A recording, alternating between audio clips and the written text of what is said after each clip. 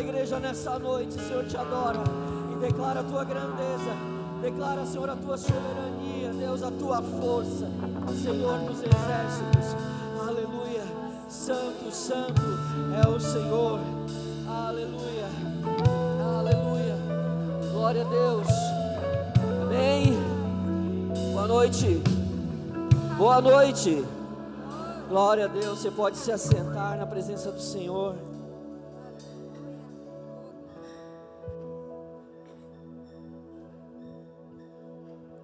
Aleluia, a presença do Senhor é maravilhosa.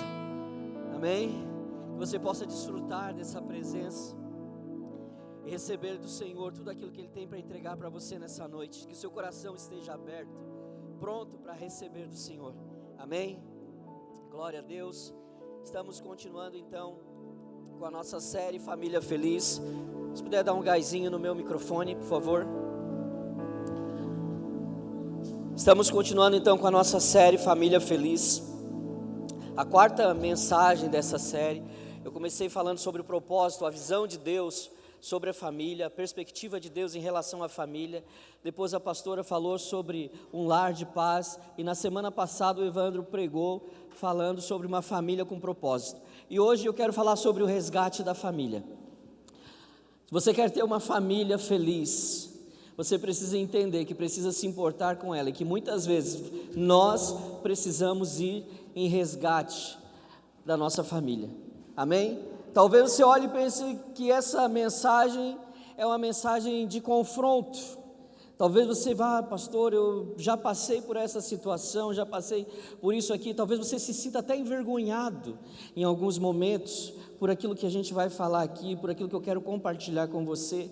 Mas eu quero dizer para você que eu quero falar daquilo que Deus deseja para a nossa casa, daquilo que o Senhor deseja para a nossa família, aquilo que Deus tem para a sua casa, para a sua família. Não importa qual é a circunstância que você está vivendo agora, mas o Senhor tem algo para você, para o seu relacionamento, para a sua casa, em nome de Jesus. Então, quando nós falamos em resgatar a família, nós estamos falando, querido, de várias coisas, em resgatar princípios que foram deixados para trás.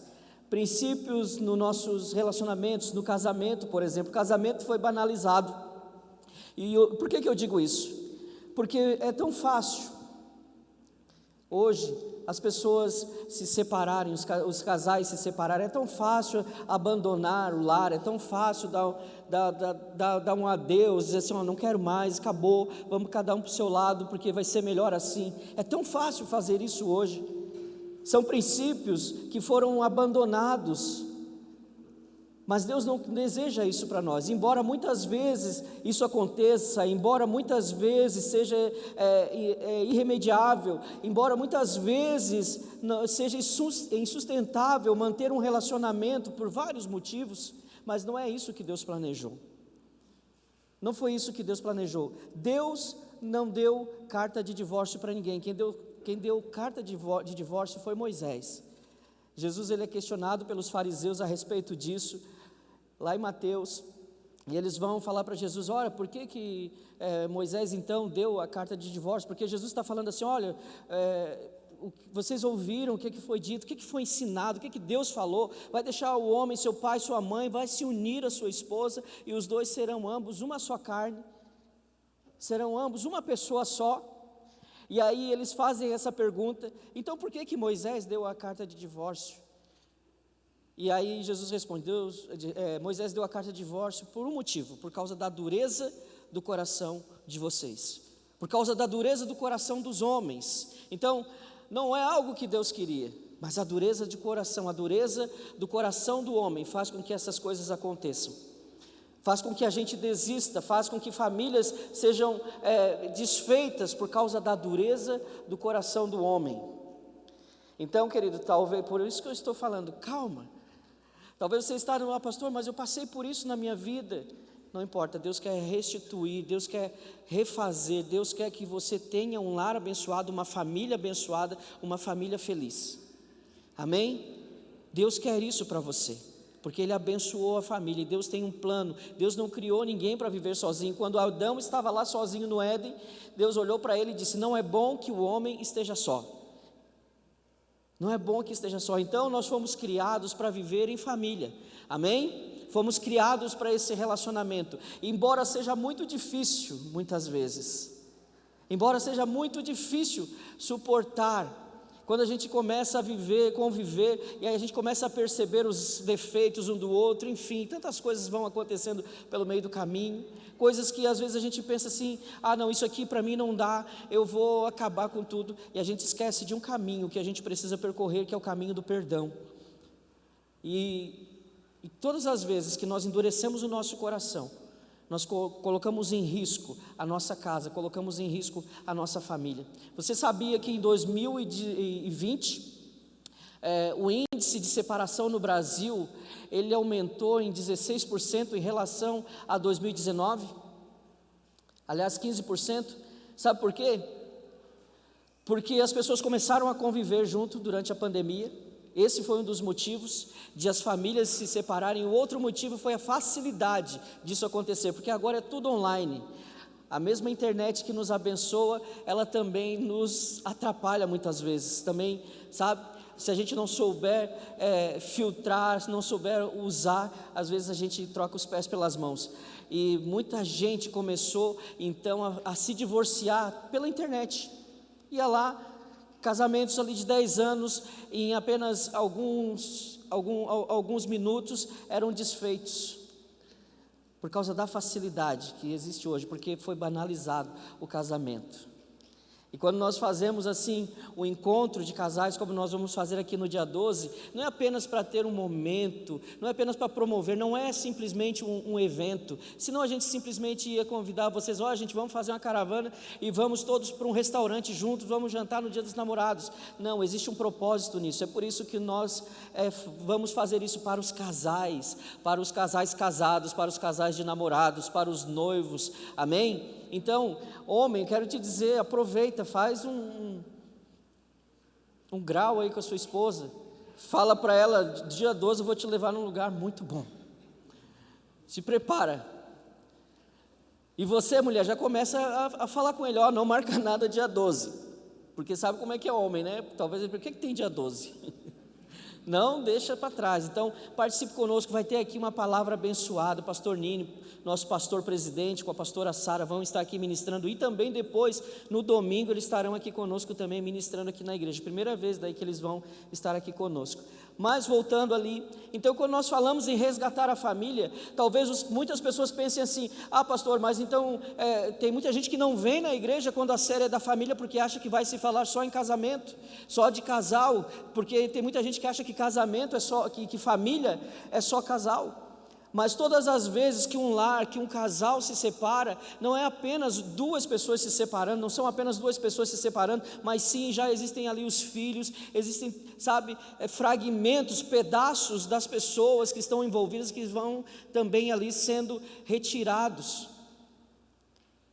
Então, é para todos, são princípios e valores que foram se perdendo no meio do caminho. Quantos filhos que hoje sofrem porque não foram criados emocionalmente saudáveis, porque a sua saúde emocional foi afetada lá na sua infância. Quantos filhos, porque valores como paternidade, como estar junto, foram perdidos, porque o pai não beija o filho, porque o homem não beija o homem, porque o filho hoje, ele não consegue expressar a sua emoção, porque o pai falava para ele, o homem não chora, engole o choro, o homem não chora. Valores que foram perdidos. Quantos filhos hoje a gente vê aí batendo nos pais, agredindo seus pais, e aí se um pai hoje levanta a vara para o seu filho, pronto, já é um motivo de briga, já é um motivo de confusão dentro da própria casa, já é motivo até para você ser processado.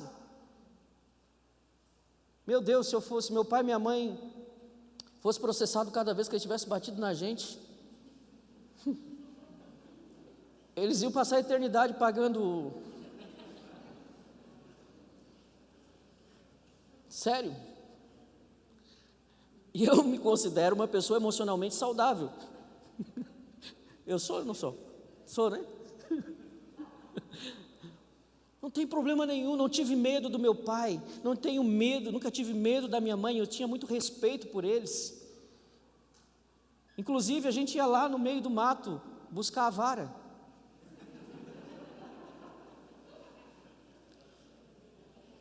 Não é verdade? Mas hoje vai perguntar o que é a vara. Ninguém sabe mais o que é a vara porque acha que isso é agressão. É óbvio que você não vai agredir seu filho. Não é isso. A vara não é para você agredir, para você machucar, não é para isso que serve. Não é para isso, embora muitas vezes aconteceu lá no passado, mas de forma errada. Por quê? Porque os valores foram perdidos. E aí sabe o que acontece? A gente se acostuma com isso, a gente vai se acostumando com isso, e a gente vai achando normal essas coisas acontecerem.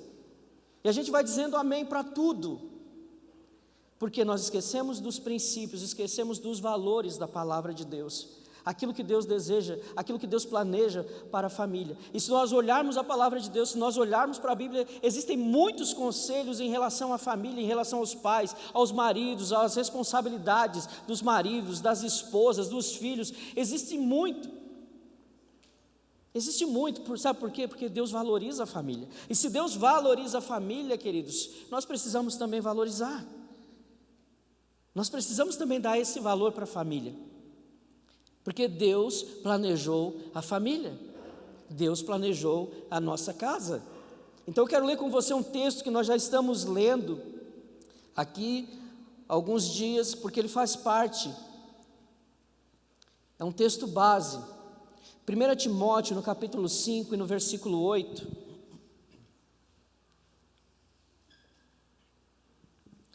1 Timóteo capítulo 5, versículo 8, diz assim: se alguém não cuida dos seus parentes, e especialmente dos da sua própria família, negou a fé e é pior do que um descrente. Se alguém não cuida dos seus parentes, especialmente dos da sua própria família, negou a fé e é pior do que um descrente. Existem muitas pessoas que se preocupam tanto com os outros, que ajudam tanto, que dão a vida pelas pessoas lá fora de casa, que para todo mundo é aquela pessoa maravilhosa, que para todo mundo é aquela pessoa que ajuda, é aquela pessoa generosa, aquela pessoa que cuida, que se preocupa. Mas tantas vezes dentro da sua própria casa é alguém que nem está presente, é alguém que não vive aquilo que faz fora, que não pratica aquilo que faz fora, não pratica dentro da sua casa. A sua casa está sendo destruída, está desmoronando, está precisando de ajuda, mas essa pessoa não percebe, não se importa mais. E o pastor Josué Gonçalves, ele chama isso de apostasia do amor. É quando a gente começa a não se importar mais. É quando a gente, sabe o que a palavra diz? Que no final dos tempos o amor de muitos esfriaria. E não é só o amor a Deus, não é só o amor pela igreja, pela obra de Deus, mas é o amor de uma forma geral, é o amor entre as pessoas, o amor fraternal. Isso acontece nos nossos dias, o amor tem se esfriado, e é por causa desse esfriamento do amor que as pessoas desistem da sua família, que as pessoas não lutam mais, que as pessoas preferem ajudar fora da sua casa do que dentro da sua própria casa.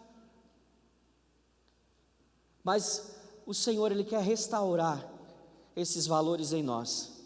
O Senhor, para que você tenha, querido, uma família feliz, uma família abençoada, você precisa entender que precisa andar de acordo com a palavra de Deus, fazendo aquilo que o Senhor nos ensina na sua palavra. Eu quero dizer para você, não desista da sua família, não desista, por mais que você olhe e que você não enxergue mais uma solução para a sua casa, não desista. Talvez você olhe para o seu relacionamento familiar, você olha, filho, você olha para os seus pais e você diz assim, não tem mais jeito. Eu quero dizer para você, não desista, porque Deus ainda pode fazer um milagre na sua casa. Deus ainda pode restaurar o seu relacionamento. Eu conheço tantas pessoas, queridos, assim como eu vejo histórias, assim como eu vejo situações onde famílias se separaram, onde houve essa destruição da família. Eu conheço pessoas que superaram, que foram atrás, que viveram perdão. Eu conheço pessoas que foram resgatar a sua família. Não importa o preço, porque a nossa família vale qualquer preço. E é isso que eu quero compartilhar com você nessa noite, que nós precisamos lutar para que a gente não perca a nossa família. E a palavra de Deus, lá em 1 Samuel, no capítulo 30, traz uma história, um acontecimento envolvendo Davi e os seus soldados. Quando Davi ele estava se refugiando lá com os seus soldados na terra de Ziclag, porque o rei Saul queria matar ele a todo custo, então ele resolve se refugiar ali e pede ajuda ao rei Aquis, e ele se refugia naquele lugar com seus 600 homens e suas famílias, e de repente acontece algo muito terrível com eles. Eu queria ler com você essa passagem, uma leitura bem extensa, então, por favor, se você puder acompanhar, para que a gente possa então compreender aquilo que nós vamos tentar, querido, compartilhar com você nessa noite. Diz assim, 1 Samuel capítulo 30, do versículo 1 em diante: quando Davi e seus soldados chegaram a Ziclag, no terceiro dia, os amalequitas tinham atacado o Neguebe e Ziclag, e haviam incendiado a cidade. Levaram como prisioneiros todos os que lá estavam, as mulheres, os jovens e os idosos. A ninguém mataram, mas o levaram consigo, quando prosseguiram seu caminho. Ao chegarem a Ziclag, Davi e seus soldados encontraram a cidade destruída pelo fogo, e viram que suas mulheres, filhos e filhas haviam sido levados como prisioneiros. Então Davi e seus soldados choraram em alta voz, até não terem mais forças.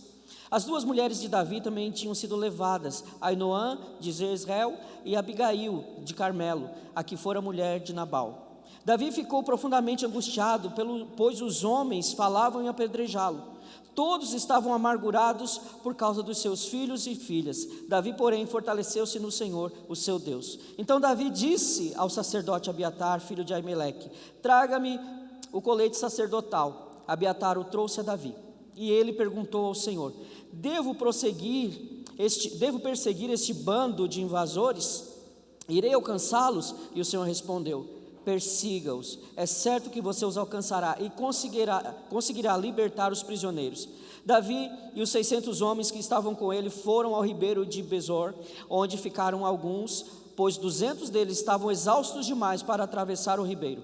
Todavia, Davi e 400 homens continuaram a perseguição. Encontraram um egípcio no caminho e o trouxeram a Davi.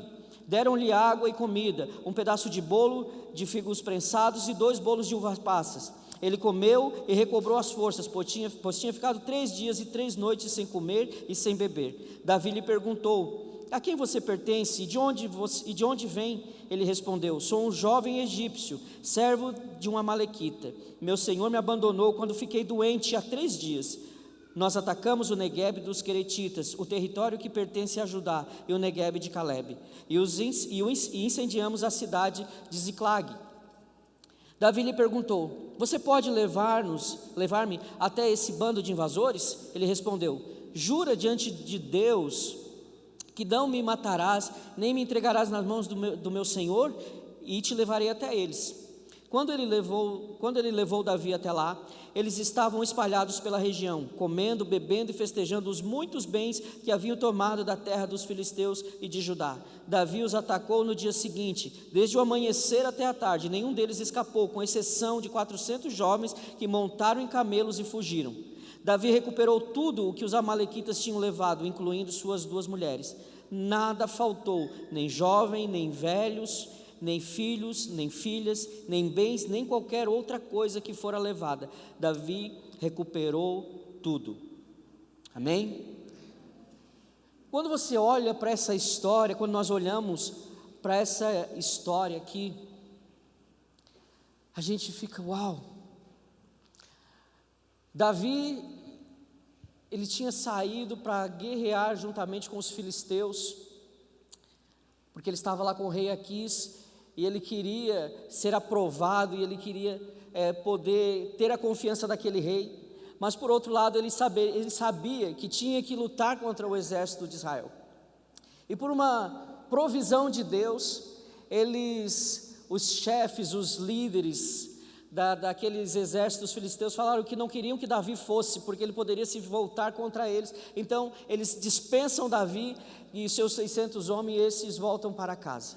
E eles estavam a cerca de 81 quilômetros de distância daquele lugar até a terra deles. Então quando eles chegam ali, eles encontram aquilo, eles encontram aquele cenário. Toda a sua casa, toda a sua família, tudo que eles tinham havia sido roubado, havia sido destruído. Não tinha mais nada ali. E a Bíblia diz que eles choraram em alta voz até não ter mais forças. Você já viu um homem chorando em alta voz? Sim ou não? Eu confesso para vocês que eu vi poucos homens chorarem em alta voz. A gente vê criança chorar em alta voz, a gente vê mulher chorar em alta voz, mas homem chorar em alta voz é muito mais difícil de a gente ver. E a Bíblia diz que eles choravam assim, que eles choravam desse jeito porque eles haviam perdido tudo que eles tinham. Eles haviam perdido a sua família. Eles saíram, estava tudo certinho, estava tudo direitinho, estava tudo bonitinho, mas quando eles voltaram não tinha mais nada. Passou um furacão ali, sabe aqueles momentos que você sai da sua casa um belo dia para trabalhar, e de repente quando está tudo certo, está tudo bonitinho, está tudo acertado ali, mas quando você volta parece que passou um furacão. Você chega dentro de casa e começa aquela briga, começa aquela discussão, sabe? E aí aquela loucura, e a gente não entende nada e fica, meu Deus, o que é isso? De repente tudo se acaba, em questão de minutos tudo se acaba. Eu conheço pessoas que da noite para o dia, que chegaram e simplesmente falaram assim, a esposa falou para o marido, olha, não quero mais. Da noite para o dia, ela não quero mais, vamos separar. Ele falou, não, o que eu fiz? Não, eu não quero mais, eu não quero mais. Não, vamos procurar os pastores, vamos conversar, vamos procurar ajuda. Ela falou, não, eu não quero mais. Não, mas vamos orar, vamos jejuar, vamos fazer alguma coisa pela nossa família. Ela falava, não, eu não quero mais. Estava tudo bem, mas de repente não estava mais. Ele tinha uma família, mas daqui a pouco ele não tinha mais. Pensa no desespero. Eu fico imaginando esses homens assim. De repente está tudo ali, está tudo certinho, mas chegou um momento que eles chegam em casa e não tem mais nada. Foi tudo destruído. Talvez você já passou por isso. Talvez você já chegou um dia em casa e você percebeu que não tinha mais nada, que a sua família já havia sido saqueada. Tantas vezes a nossa família, tantas vezes a nossa casa é saqueada debaixo dos nossos olhos e a gente não percebe. Quantos de nós, queridos, temos a casa cheia, mas não tem momentos que você se sente sozinho? Está rodeado de pessoas, isso é a pior sensação. Você está rodeado de pessoas, mas ainda assim se sente sozinho. Eu imagino esses homens, o sofrimento deles porque eles perderam, e eles choravam. Mas aqui a gente aprende algumas lições com esses homens, que a gente pode aplicar para resgatar a nossa família, para resgatar a nossa casa, para que aquilo que foi um dia roubado seja restituído. Você quer aprender isso? Amém? Amém? Então eu quero compartilhar isso com você. Primeira coisa, primeira lição que a gente aprende aqui: não deixe a sua família desprotegida. Diga isso comigo, não deixe a sua família desprotegida. Agora diga, eu não posso deixar a minha família desprotegida. O que é isso? Sabe, aqueles homens, eles haviam saído e provavelmente pode ser que ficaram ali alguns soldados guardando a cidade, mas eles não eram suficientes para enfrentar um exército. E quando aquele exército inimigo vem e saqueia a cidade, incendeia a cidade, ele encontra aquela cidade desprotegida. E muitas vezes o inimigo entra na nossa casa porque ela está desprotegida, porque ela não tem cobertura. A pastora falou aqui sobre a diferença de um lar e de uma casa. Uma casa, ela tem telhado, ela tem teto, mas um lar tem cobertura. A gente precisa cobrir a nossa casa, precisa proteger a nossa família. E como que nós vamos proteger a nossa família? Tem coisas que a gente não consegue proteger. Por exemplo, você não consegue impedir de alguém da sua família ficar doente. A gente não consegue impedir isso. A gente não consegue impedir que alguém da nossa família morra. Isso está fora do nosso alcance, está fora do nosso controle, mas existem outras formas de proteger a nossa família, de forma que a gente não as perca, porque pior do que perder alguém, queridos, para a morte, é perder alguém em vida.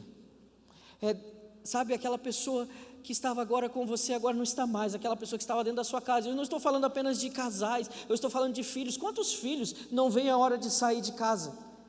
Não veem a hora de completar a sua maioridade e dizer assim, eu vou alugar um apartamento, vou alugar uma casa, vou morar sozinho. Você mesmo que está aqui hoje, casado já, bonitinho, quantas vezes já pensou nisso? Em sair porque você não aguentava mais.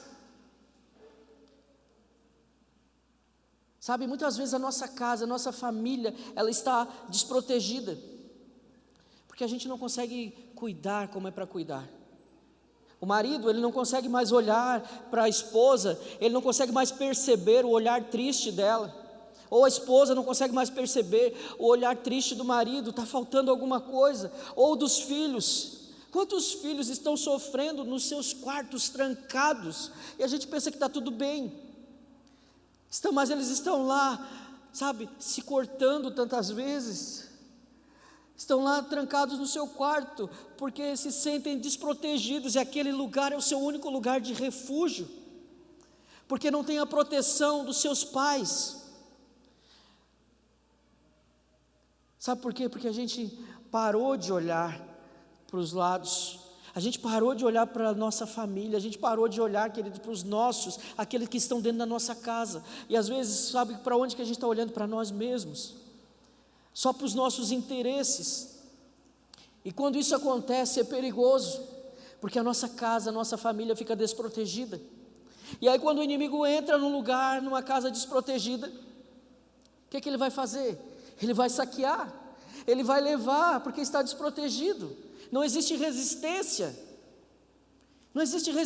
está desprotegido. Então você precisa proteger. Marido, proteja sua esposa, dê carinho a ela. Mulher, proteja seu marido, dê carinho a ele, dê atenção para os seus filhos, diga palavras de amor aos seus filhos, proteja. Eu protejo, querido, eu tento proteger a minha família, eu tento proteger a minha casa, eu tento proteger o coração das minhas filhas. Eu digo para a Bel agora já vai fazer 15 anos, e aí você sabe, né, o que acontece, a gente já está até preparando o sacrifício, né? Vamos sacrificar o primeiro namorado, vai ser oferecido, eu me disponho a isso, mas aí eu tenho que proteger o coração da minha filha, e modéstia à parte, não quero que você pense que eu estou me achando, né? Eu não me acho, eu me sou,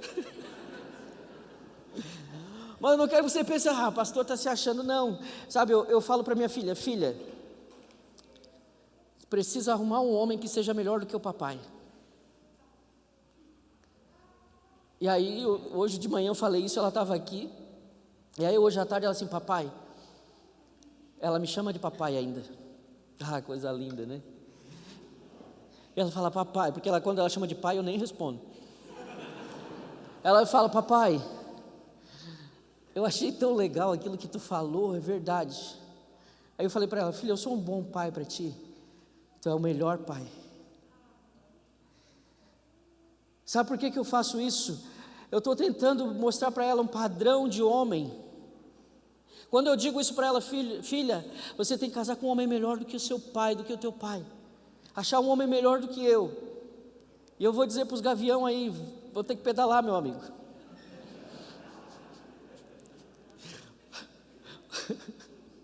Só lamento para vocês. Ela está acostumada, ó. E eu falei para ela, filha, sabe o que eu quero com isso, querido? É que eu quero que a minha filha, eu tento ser um bom pai, porque eu não quero que a minha filha procure um pai para casar. Porque muitas mulheres procuraram um pai para casar. Muitas mulheres olham para o seu marido como seus pais, e elas esperam que o seu marido seja um pai para elas. Muitos maridos casaram esperando uma mãe.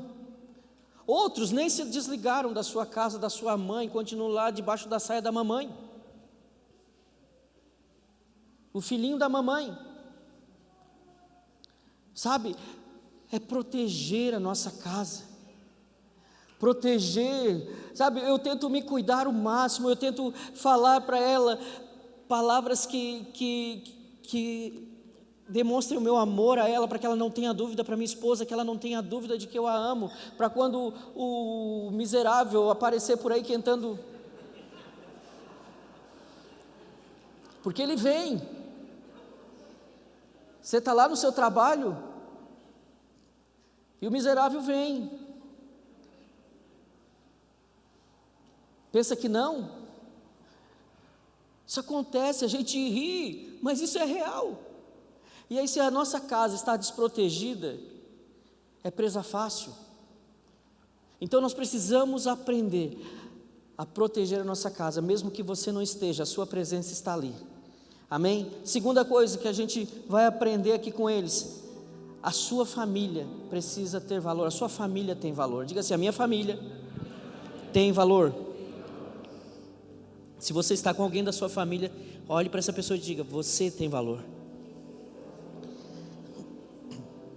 1 Samuel 30, versículo 3 e 4 diz assim: ao chegarem a Ziclag, Davi e seus soldados encontraram a cidade destruída pelo fogo e viram que suas mulheres, filhos e filhas haviam sido levados como prisioneiros. Então Davi e seus soldados choraram em alta voz, até não terem mais forças. Sabe quem chora quando vê a sua casa destruída, quando vê a sua família destruída? É quem sabe o valor da sua família. Só chora desse jeito quem reconhece o valor da sua família. Aconteceu alguma coisa, está desmoronando, estamos prestes a perder a nossa família. Se a gente entende o valor, a gente chora até não ter mais força, e a gente vai atrás, a gente tenta fazer alguma coisa, porque a gente precisa entender que tem valor. Existe um valor, querido, que não é apenas aquele que a gente olha, aquilo que a gente consegue ver, mas existe um valor espiritual, aquele valor que o Senhor mesmo, que Deus colocou sobre a sua família, porque a intenção de Deus é abençoar a sua casa, é abençoar a sua família, fazer com que a sua família seja uma bênção e que você viva num lar feliz. Então você precisa entender a importância da sua família. A sua família é importante. Existe aí uma escala de prioridades, mas eu não quero falar sobre isso hoje, vou falar semana que vem sobre isso, onde se coloca a família numa escala de prioridade em segundo lugar. Mas eu não vou falar hoje qual lugar ela deve estar, eu vou falar semana que vem, para você vir, para saber. A sua família tem valor. A família daqueles homens tinha valor, por isso eles choraram até não aguentar mais. Terceira coisa que a gente aprende com eles: não fique procurando culpados. Davi ficou profundamente angustiado, pois os homens falavam em apedrejá-lo. Todos estavam amargurados por causa de seus filhos e suas filhas. Sabe, existem pessoas que querem arrumar um culpado para o seu fracasso nos seus relacionamentos, na sua família. Tem que ter alguém culpado. É culpa de alguém, é culpa da igreja, é culpa do pastor que não discipulou, é culpa da minha sogra, é culpa do meu sogro, é culpa de não sei de quem, é culpa do Lula.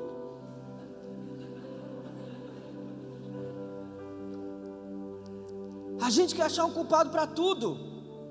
Sabe por que a gente quer achar um culpado? Porque a gente não tem coragem de assumir os nossos erros. A gente não tem coragem de assumir as nossas responsabilidades. É por isso que a gente quer achar um culpado. É por isso que a gente coloca a culpa no outro, porque parece que a gente é vítima. Mas eu quero dizer para você, ninguém é vítima. Você não é vítima. Você não pode culpar alguém, queridos. Você não pode culpar alguém pelo fracasso da sua família. Não pode ficar procurando culpados. Ah, mas eu trabalho, eu faço de tudo, eu coloco comida na mesa. Isso é sua responsabilidade. Isso é seu dever. E não importa quem é que está botando, se é o marido, se é a esposa, não importa, porque vocês são um. A família dos dois, vocês são um, é uma família só. Então não tem essa de, o meu dinheiro, é a responsabilidade dele, pastor, botar comida dentro de casa. É responsabilidade dos dois, cuidar bem da sua família. Pare de arrumar desculpas, pare de ficar procurando culpado. Assuma as suas responsabilidades. Aqueles homens olharam para Davi, sabe por quê? Eles não tinham o que fazer. Então eles começaram, num momento de desespero, a falar de apedrejar Davi. Certamente eles falavam: Davi, por que você fez a gente sair daqui? Por que você deixou a nossa família desprotegida, Davi? Mas não foi Davi que deixou a família desprotegida. Pare de arrumar culpados, assuma a sua responsabilidade. Se você errou, assuma seu erro. Assuma seu erro e restaure. Restaure a sua casa, querido, porque vale a pena, porque a sua família vale a pena. Resgate a sua família. Quarta coisa que a gente aprende aqui: apesar da circunstância, fortaleça-se no Senhor. 1 Samuel 30, versículo 6, a parte B diz assim: Davi, porém, fortaleceu-se no Senhor, seu Deus. Enquanto aqueles homens estavam ali, acusando Davi, colocando a culpa de tudo em Davi, sabe, eles esqueceram que Davi também tinha perdido a sua família naquele lugar. Eles esqueceram que Davi estava passando pela mesma situação. Só que Davi, ele não ficou acusando eles, Davi não ficou falando nada para eles, Davi não foi lá e ficou batendo boca com eles, tentando se justificar. Mas Davi foi para um lugar, ele foi se fortalecer no Senhor. Existem momentos na nossa vida, querido, que não adianta a gente querer, sabe, são circunstâncias que a única coisa que a gente pode fazer é se fortalecer no Senhor. Não adianta querer, se alguém está te culpando, não adianta querer culpar o outro também. Vá se fortalecer no Senhor. Vá buscar força, vá buscar direção no Senhor. Quantos de nós procuramos no Senhor esse refúgio em momentos quando nós percebemos que a nossa casa está desmoronando? Quantos de nós vamos para o Senhor? Algumas pessoas, sabe o que é que fazem? Vão lá para o outro, para o vizinho, para o amigo, para a melhor amiga, e começa a falar mal do marido, começa a falar mal dos filhos, começa a falar mal da esposa, ao invés de ir buscar socorro no Senhor, se fortalecer no Senhor, porque há momentos, queridos, que só o Senhor para dar força, para a gente conseguir lutar. Vai ter momentos que você vai olhar e vai dizer assim: eu estou lutando sozinho pela minha família, eu estou lutando sozinha, porque o meu marido, ele não quer saber de nada. Ou ao contrário, ele vai dizer: eu estou lutando sozinho, pastor, porque a minha esposa não me ajuda, pastor. Vai ter momentos que a gente vai estar lutando sozinho, sabe, o nosso lugar de refúgio é no Senhor, o nosso lugar de fortalecimento é no Senhor. Você pode pedir ajuda para as pessoas? Pode. Nós temos aqui ministérios, graças a Deus, está nascendo um ministério para ajudar os casais. O ministério de aconselhamento de casais, está nascendo o nosso ministério. Sabe por quê? Porque tem muitas famílias passando por situações assim. Muitas famílias que foram saqueadas. Pessoas que estão precisando de ajuda.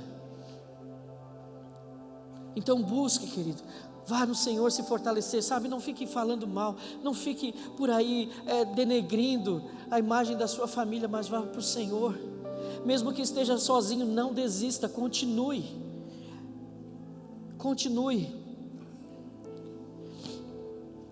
E a quinta coisa que a gente aprende: esteja disposto a lutar por sua família.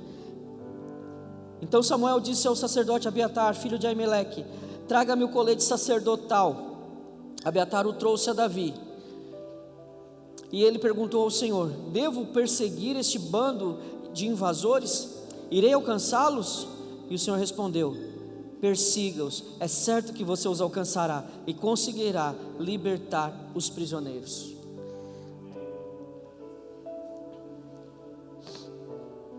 Davi não estava dizendo para Deus: Senhor, me dá ânimo, Senhor, me dá coragem para eu ir. Davi só estava conversando com Deus. Ele fala: Deus, será que vai dar tempo de alcançar? Eu devo investir nessa jornada? Será que vai dar tempo de alcançar esses homens, esse exército, e resgatar nossa família? Sabe, existia já no coração de Davi a disposição, queridos, de buscar a sua família, a disposição de resgatar a sua família. Havia já no coração dele, ele só queria saber. Ele perguntou para Deus: Senhor, dá tempo, porque já faz, eles estão muito à frente. E Deus fala para ele: dá, rapaz, vai que você vai alcançar. E eu te digo, Davi, você não vai apenas alcançar, mas você vai resgatar, você vai conseguir sim, você vai trazer de volta os seus filhos, as suas mulheres, as mulheres dos seus soldados, todas as famílias, tudo aquilo que foi levado. Nós lemos que Davi recuperou tudo. Sabe por quê? Quando a gente está disposto a lutar pela nossa família, Deus também está disposto, querido, a nos dar força. Sabe o que aconteceu? Eles saíram dali em 600 soldados, junto com Davi, mas chegou um momento que eles precisavam atravessar um lugar, e 200 deles ficaram, porque eles estavam exaustos, porque eles não aguentavam mais, mas foram 400, eles não desistiram. Eu imagino que para 200 homens desistirem, pararem no caminho, eu imagino o esforço que eles não fizeram. Eu imagino como aquilo foi cansativo, andando sem parar, talvez correndo, cheio de espadas, cheio de coisa, de lança, de escudo, talvez a cavalo, de camelo, não sei. Mas o que importa é que apesar, querido, apesar das dificuldades, eles não desistiram, porque eles tinham um propósito: resgatar a sua família. Eu quero perguntar para você nessa noite: você está disposto, você tem a disposição para resgatar a sua família?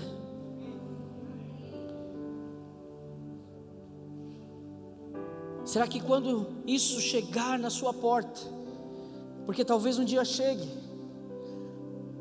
será que você vai ter essa disposição?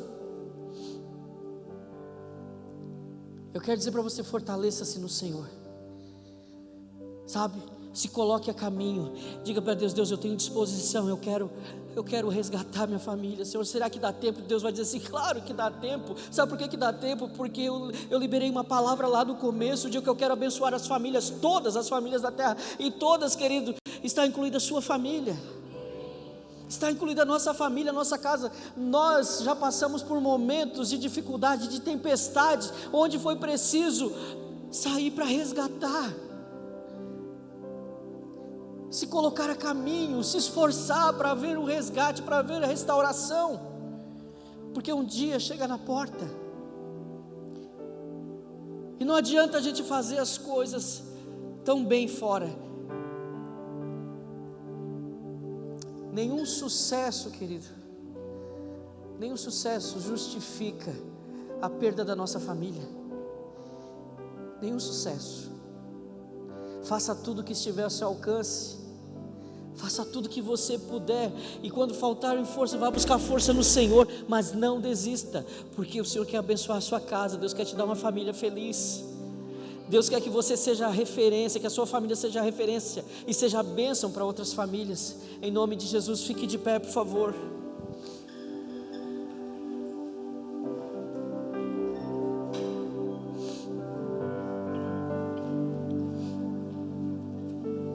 Eu quero terminar lendo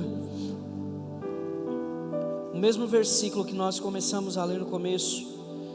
1 Timóteo 5,8. Se alguém não cuida dos seus parentes, especialmente dos da sua própria família, negou a fé e é pior do que um descrente. Se você está aí com a sua família, eu gostaria que você pudesse dizer isso, pudesse fazer essa declaração, dizer: eu vou cuidar de você, eu vou cuidar de você, eu vou me esforçar por você. Pode ser que seja difícil, pode ser que vocês estejam passando por um momento difícil,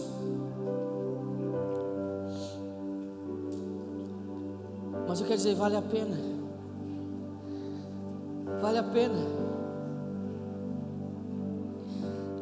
Deixa o Senhor restaurar a tua casa, deixa o Senhor restaurar o teu casamento, deixa o Senhor restaurar os teus relacionamentos familiares, porque vale a pena, porque Deus quer derramar bênção. Talvez o inimigo está tentando saquear, roubar, mas ainda dá tempo. E aí, junto com a sua família, eu quero te convidar a declarar, a profetizar a bênção de Deus sobre a sua casa, sobre a sua família. Eu quero te convidar, querido, a declarar essa bênção profeticamente, em nome de Jesus. Amém? Amém?